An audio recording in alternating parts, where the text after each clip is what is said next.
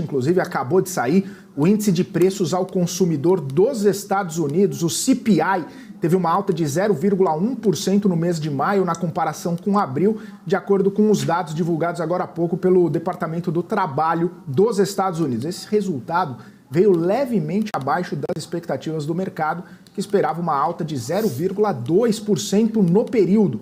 Nos últimos 12 meses, a inflação nos Estados Unidos chegou a 4%, abaixo das expectativas aí de 4,1%.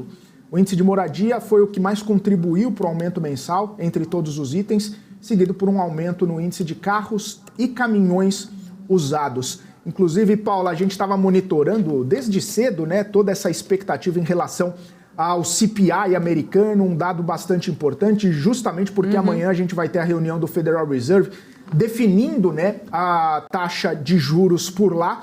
E desde o começo da manhã, a gente viu um movimento otimista, né, em relação ao CPI, em relação a essa desaceleração da inflação mesmo, e a gente via os índices futuros subindo, a gente via também as expectativas do mercado financeiro pela manutenção da taxa de juros lá nos Estados Unidos, pelo CME Group, né, o Fed Watch, os atores do mercado apostando ali cerca de 70% de alta, de manutenção. Agora, inclusive eu ia comentar isso, agora já foi para mais de 98%. Para mim está aqui 98,8%. Praticamente todo o mercado financeiro já acredita que o Fed vai ter a manutenção da taxa de juros agora, então houve essa elevação de 70 e pouco por cento para 98% da percepção do mercado de manutenção da taxa de juros e também aumentou as perspectivas para as próximas reuniões de elevação de juros. Na reunião agora de julho, vai ter 65% acreditam que vai elevar os juros, depois na reunião de setembro mantém os juros entre 5,25 e 5,5 e depois em novembro começa esse corte de juros. O que a gente percebeu com essa inflação melhor do que a expectativa lá nos Estados Unidos, Paula? Que as bolsas, os futuros americanos, engataram um otimismo um pouquinho maior, então estão operando em alta.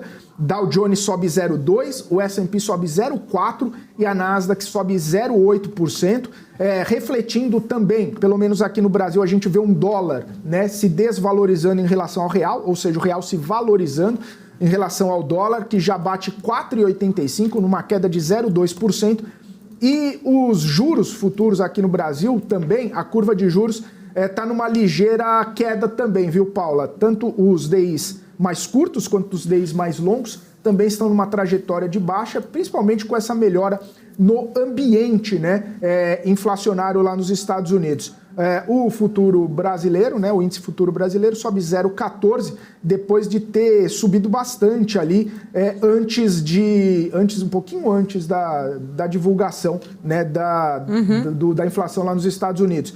Subiu, aí depois teve uma trajetória de baixa, mas se mantém ali nessa alta de 0,14%, 0,15% nesse momento, o futuro brasileiro, numa repercussão, né, num movimento ali posterior à divulgação da inflação lá nos Estados Unidos, que é um dos dados mais aguardados nessa terça-feira, né, Paula? Deve ditar aí, provavelmente, o tom desse dia, né, Felipe? Muitos investidores aguardavam especificamente esses dados aí do CPI para justamente, acho que firmar, né? A gente vê isso agora pelo CME Group aqui, as apostas muito maiores em relação à manutenção dos juros amanhã pelo Federal Reserve.